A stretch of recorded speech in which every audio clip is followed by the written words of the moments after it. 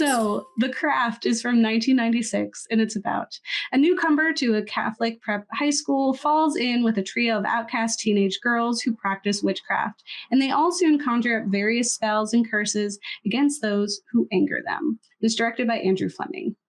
Yeah. And it stars a plethora of amazing characters and actors, and has Sydney and Billy from Scream before they were that. And it was this performance that really got her the job to be Sydney. So let's talk about ours is magic, ours is the power. It's there's so many things, like it's a lot of like force feeding things, and they talk about Manon, and it's a little creepy because I'm just like what is it, because if it's a dude, I ain't worshiping it. But if it's just the world and the potential and like energy and just like existence connecting, it's the my idea of the simulation is just nature is like that. Like as nature simulates. I don't think there's like a dude pulling strings. I think nature just be doing stuff, and it's creepy. Exactly. There are rocks in the ocean in total darkness producing oxygen. Like, what do you mean? And why does everything have the circle, the little circle, like everywhere? Why does everything work like particularly perfectly? It's witchcraft. It's Manon. So The Craft is an unapologetically dark film where 14 girls live out a powerful fantasy of retribution and justice. They fight against a slurry of teen issues from bullying, racism, poverty, body image, abuse, suicide, sexual assault, and otherness using witchcraft. These girls, who were once the most powerless, are now empowered by supernatural forces, allowing them to fight back. And these are real challenges that high schoolers face, and The Craft treats them with the seriousness that they deserve, even in the midst of very hokey, silly special effects. And plot and words, because it's still a teen movie. So new girl Sarah arrives at school and is intent on coasting through head down and surviving after her own close call with death by her own hands. She is instantly clocked as a potential fourth witch for a small coven of outcast girls at the school. And after being hurt by a love interest, Sarah does join the group, and with their fourth corner activated, so we need all four corners of the world, they are able to tap into their supernatural potential. They each use this power to reclaim their lives and exact justice on the harmful forces in their lives. So Sarah exacts revenge on the boy who spread malicious rumors about her by casting a spell that turns him into a groveling, obsessive fool, which I found really interesting, that this was her approach to revenge, right? Like where Veronica and JD, which like Veronica had almost the exact same thing happen. In Heather's, right, they responded to sexual rumors with death and identity sabotage. Sarah asked for true love and care. She was like, I wish you were just actually genuine when you did that. You didn't stop. Which is, for a teen girl, like, good on her. I know adult women who would not be like, just love me anyway. Instead of being mad. Like, why not be mad? Bonnie heals her painful physical scars and unlocks her potential for vanity and popularity. She was literally just like always covering herself up, and as soon as she stopped doing that, people were like, whoa, you're hot, which is true. But she was hot the entire time. It's like oppressive beauty standards. That she takes advantage of, and I do like, she gets they like, Sarah picks at her for it, but to me, I'm like, that's what everyone else is doing to her. Let her have a turn. Like, excuse you.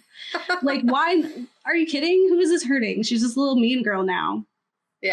She's pretty. Leave her alone. Rochelle takes retribution against a racist bully, which is on it. Like, Nancy's is also super valid. And not to say, like, not to diminish Bonnie or Sarah's situation, but Rochelle had like real, like, this is a hate crime. Like, these people are awful. And this is one where I'm like, you're not allowed to tell her what she should be doing in this situation. Yeah, this is one you have no business to be saying anything about. Okay, ma'am? And then Nancy transforms her family's financial misfortunes and strips herself of the white trash label that haunted her. And Nancy, corrupted by the power and feeling her position threatened by the naturally talented witch Sarah, quickly turns on her. And she rallies the other witches against her, using their powers to now torment Sarah until she has no choice but to fight back. Because it turns that the villain isn't the shitty boy or the bullies or our social expectations for young teen bodies to look. It is this young girl got too much power. See, like, you don't want that. It's silly. It's silly. So we were going so far. Yeah, we're so close. Because the craft does dive into this like innate patriarchal fear of female power that is the reason why they oppress an entire gender and like gender adjacent folks, right? Is that there's a fear of this power. The appearance and behavior of Nancy, like she embodies so much of like the threat of this time period of what like girls could turn into, which was like she's comfortable in her body, she's quirky, she had like the noose in her locker. She, you know, it's like when we covered that sorority film, I'm totally blanking on it, and it was like the girl was smoking and openly talking about having sex, and everyone was like, "Oh no!" Oh yeah. When it was F the patriarchy, the patriarchy series. That's what Nancy is. Like she's like a modern, or at the time a modern version of that, which was this grunt girl who was like, "I embrace my female power, and my innate power too, and that is a threat to the traditional powers that be." And so Sarah's just like, actually, I am white and wealthy, so you lose. Well, she's not wealthy because she is like, we don't have any money. But she is definitely of privilege and way better off. She's not white trash, right? I'll get to that. So it delves into that patriarchal fear, and it also explores what transpires when women are together and they forge these intense bonds that often during the intensity of adolescence can turn into the mess, to say nicely. I think we've been in those relationships where it's like fire, and then you're like, you're dead to me. Because these relationships are profoundly powerful, and when wielded by young minds can quickly turn vicious. With so many emotions in flux during a pivotal time in mental growth, it's easy to see how things can get out of hand. And so the craft is both a cautionary tale against ultimate power and its corruption, and it's also a tale of empowerment. And in those short glimpses of sisterhood and joy and of becoming their own heroes, even if only for a moment, we see the height of teenage girlhood and acceptance. And I do really love just like when there's just that in the middle, there's just like a beautiful montage of friendship that I think and that when they're getting when they're supporting one another, even before the powers, it's just like caring for one another and so like literally supporting them, right? Like Liza Feather stiff as a board, and unlocking their potential and radiating that joy with one another, that as they start to like differ on how we need to exact our retribution, that's when we kind of get them, you know, the breaking down of that social dynamic. But I think there's just something really beautiful and tender in the middle there, before it gets a little too much when Nancy feels threatened, reasonably so. So speaking of light as feather, stiff as a board, let's get into unpacking some of the things about the craft. So women do, unfortunately, in this society and like femme presenting folks, do often feel powerless in to change overwhelming circumstances, right? Like how many times have we had women now running for president and people are like, about her emails, you have a monster. Anyway, and I just think that the craft offers us a compelling fantasy where wrongs can be magically righted. It gives us this outlet that we can have a glimmer of hope if we just had something in our court, right? And so something that we do feel in our corner, in one of our four corners, and it's something that we feel a strong desire for in today's climate. And I think the lesson there is like, if we all come together, right? If we all activate the corners, put differences aside, we could do something really magical. And in comparison to other edgy teen dark comedies like Heathers or Jawbreaker, while addressing serious issues like bullying, racism, and abuse against the backdrop of silly CG horror effects and high school drama, the film still offers a severe and honest approach to the horrors that the girls are experiencing. It was very believable, even in the goofiness. It didn't take away when her fingers turned to snakes. I was like, that's fun. I was like, I love that. It's scary when she's got the bugs. Oh, I was like, no, the house. As CG, as silly as the 90s it could be, I was like, it still gets me. It's just like the concept. It's creepy. So in the craft, witchcraft goes beyond mere teenage rebellion for the young girls, becoming a way to achieve what seems unattainable: power, control, and autonomy over their lives. So for many girls, witches represent their first encounter with feminism and the sacrifices women make to gain control, usually pulling the strings from the darkness, right? Because it's dangerous to be in the light. So they embody the darker, unspoken desires and the frustration of being underestimated. And unlike young men who can cause harm in their learning and still escape repercussions, girls don't get a boys will be boys scapegoat. Yeah. They get blamed because they wore something that caused a boy to act out, instead of, why did that boy do that? And leave that girl alone. And the film portrays how Nancy and her friends embrace the darkness as their first taste of freedom, driven by a desire for liberation rather than safety or kindness. And Nancy's ultimate mistake is not the darkness she succumbs to, but her refusal to conform to societal expectations. They want you to think it's because she got corrupted. Yeah. I don't think that's exactly the point. I think she got to the point of that desperation because she did not have any support, because no one cared about her as much as they cared about everybody else, even as little as they were doing it, right? So this brings me to a strong takeaway I had for the film in this watch with my half media literacy glasses on, that for all the progress that it made in showing us the strength of feminine friendship, companionship, and innate power, it also undermined much of that in its final act by warring these girls against each other and turning Nancy into an unsympathetic creature corrupted by power, like hysterical, like literally the word for that, right? Like her in the end, maniacally laughing. First of all, amazing performance. But second of all, like it doesn't feel satisfactory at all. It feels harmful. Like it hurts to watch that.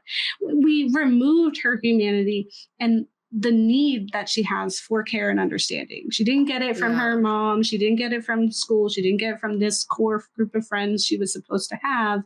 And so of course she lashed out in the way that she did. And like, if we remove the magic from the situation, she had a mental breakdown. Yeah. You know, like if this was a different movie, it was a documentary about four good friends, that's what happened to this poor girl.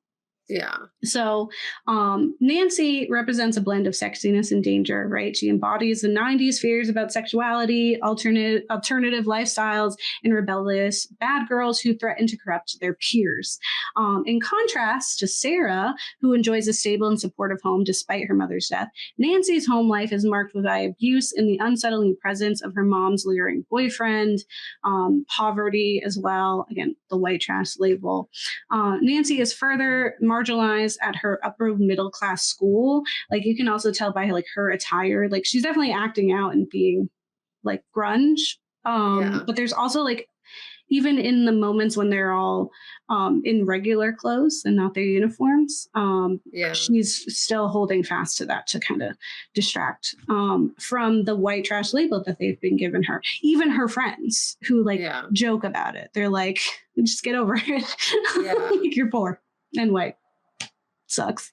And so isolated and abused, Nancy seeks belonging in a close-knit friendship with Sarah, only to be ultimately rejected by that because of her desperation, and also the fear of being replaced.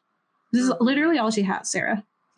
So for Sarah, witchcraft also comes to her naturally. She is a natural witch. Like she comes in, she's like moving her pencil.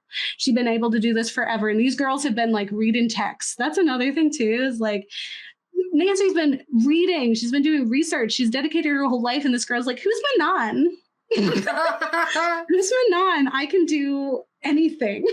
I can do all the things that you imagined that you could do in your dreams. And it just happens to be. So she is privileged. And she takes that for granted. And even in the end, weaponizes it against the other girls who are now seen as villains, despite having suffered in the way that they did in the film. Like, she suffered alongside them and was with them. And then she's like, well, you're corrupted now. And I still have my magic. Yeah. So I'm better than you. Yeah, it's just it's like the calls coming from inside the house, which is like, it's not, you know what I mean? Like the ones who are doing the oppression, and it's putting the onus, like the end puts the onus on women when they're not the ones being the oppressors. They should, it should not have ended with like, we put her away and she's dealt with now, instead of like, we reason with her and we instead meet her with care and love. Yeah. And then we take our powers and now we're like going after bigger threats. Yeah. Like, why didn't she learn that? That's what they do to witches. Ultimately, anyone who is deemed other is historically lock her away. Her life is ruined. She's hysterical, literally.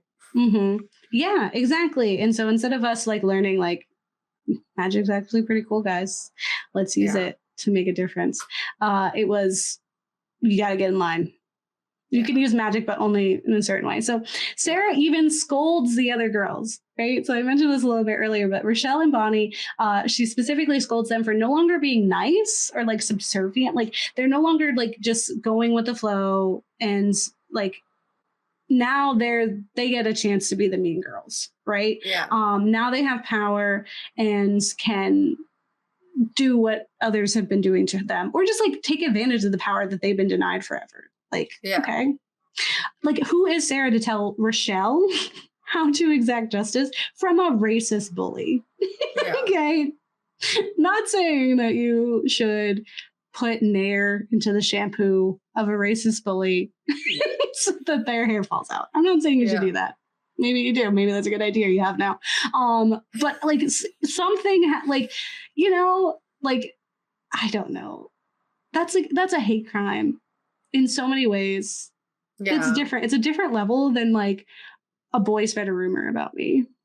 Yeah. And it's he didn't touch you. Like, yeah, and it's very like white feminism, and it came through. I mean, that's who she is technically. So yeah, you know, like, but she's also accurate. Like that to Bonnie, right? Like, who is she to ridicule Bonnie for her newfound confidence, treating boys and people the way that they treated her, like something disposable, because they were all ignoring her, and now she's like, it's my turn. Why not? Let her. She'll learn, and I mean, but in a natural way. So it's accurate, but it's also just like.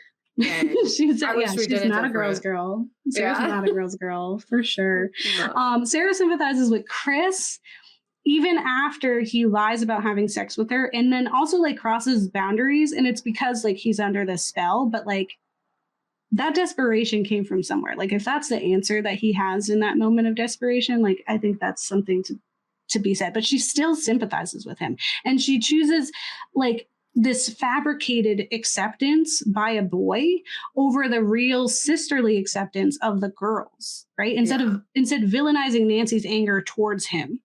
Like she could have bonded over, like, because she's dismissing the fact that he did worse to Nancy, right? Because he took advantage of her open sexuality. He didn't just spread a rumor about her. He actually had sex with her, and he gave her an STD. Yeah. And then she's desperate to like, he did that and tossed me to the side. And then now he's following you around like a puppy dog. And like her desperation and trying to get him and like going so far as to changing her face to be Sarah. Like it's such a cry for help. And instead she's like, hit the road, buddy. You're a monster. Like still Sarah wishes to meet Chris with kindness and care, but meets Nancy with bitterness and ultimately her punishment. Yeah, and that just bugged me so much. Like absolutely I get it. Like don't murder people. Like she did murder. Not justifying the murder of this boy. Because again, he could still have redemption, right? Like he's still a child. Mistakes. He deserves empathy. I get it. But like also he's not more deserving of empathy than anyone else. Exactly. Not more than Nancy. Like she is definitely crying out for help in all of these moments, and you're like, you're evil. Like that doesn't exist. She's a child. She can't be evil. So if we give Nancy any consideration, we would desire a different fate for her. So Nancy is the victim of assault. She is dismissed by her peers, and she's uncomfortable in her own home. She has no safe space. And the one that she had, right, like witchcraft and her coven were her only source of solace, and it's now taken away easily by Sarah, who is this natural witch, right? So Nancy's quest for power through witchcraft is understandable. In an article on Collider titled "The Craft's Nancy Downs, Villain or Victim of Circumstance," writer Megan Kenny emphasizes the flaws in villainizing Nancy in the end without any path to redemption or care. She says, but if we view Nancy as a sympathetic character, one that uses hard work and determination to create the power she was denied due to the factors beyond her control, then the ending reads very differently. Her status at the end of the film, psychologically broken and held against her will, reminds us that the ultimate moral of the craft is that conformity saves and rule breaking harms. Right? Because again, she was not a natural witch. She was a studied witch, and she was doing whatever she could to feel any type of control in her very uncontrolled life. Yes. And then Sarah comes in and just wrecks that and is like, you're the villain. Yeah. Because you were mean to me today. Yeah. I can't sleep. No, absolutely they were mean. But we kind of worked it out. Like, I think we're not giving them enough credit, like in intelligence, that they could have worked it out. Yeah. Nancy was not that far gone. So for me, it was like, yes, femmes, grab your power and exact retribution on your foes. Only not like that. Not like Don't her. Protest. She was doing it too much. Yeah. Like, you can't want too much. You know, you can't be angry. Yes, you can't be angry, right? Like, you can't meet violence with violence. Right? Get out of here, Sarah. So just like Heathers, the film ultimately spins a story lacking remorse or empathy for the young protagonist. And they are just as unredeemable, their method for retribution, branding them villains simply for wanting justice, to even the playing field. Just wanted to have a chance. And instead of like us feeling bad for them, we yell at them. And so despite this disappointing ending, in having my media literacy glasses and being like, that sucks. I have always loved the camaraderie the girls share and the empowerment of these teens and the tantalizing taste of witchcraft. I appreciate the subversion of horror tropes, that the real threat was a fellow teenage girl and not the ails they suffer in the beginning. Like, that was kind of fun. Growing up, like, ooh, like we could fight each other. I just wish like sometimes we fought and then we made up. You know? Yeah, then we made up and then realized what the real systemic issue was, and then fought against like that part together. 2, we break Nancy out, and now we fight the patriarchy. We're like, oh, babe, I know it wasn't all you. It's okay. It's small visions of a young person. Give me the witchcraft and see what happens. But I think I also really love the strength in that retort of, we are the weirdos, mister. Right? Like, that's giving, like, a girl walks home alone at night. Right? Like, we think that she's in danger, and then it turns out she's a vampire. Right? Like, I love that. Because in a world that constantly preys on and manipulates women, we can feel empowered by a story like The Craft, and envisioning us as fellow witches, activating our corners of the earth and coming together in sisterhood. I think that's the biggest thing, is like the community is what strengthened them. Individually, they're nothing, but when they were together, they were strong. And that's what it is. It's like if we all came together and like cared about each other and wanted to like, I'll beat up your bullies if you want to beat up my bullies. We might even have the same bullies, babe. Let's beat them up together. We technically do, yeah. So that's what that's my takeaway from The Craft, is that middle part. And I try to I make up a new ending for the film, or a part 2.